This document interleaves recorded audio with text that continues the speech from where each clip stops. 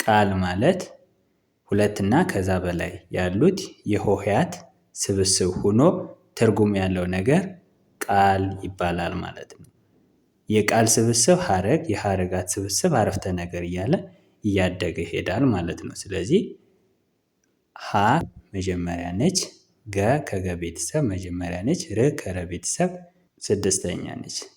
ሶስት ፊደላት ነው ያሉ። ሶስቱንም ፊደላት አገጣጥመን አንድ ላይ ማለትም በፍጥነት ስንጠራ ሀገር የሚለው ሀገር ሀገር የሚል ቃል እናገኛለን ማለት ነው።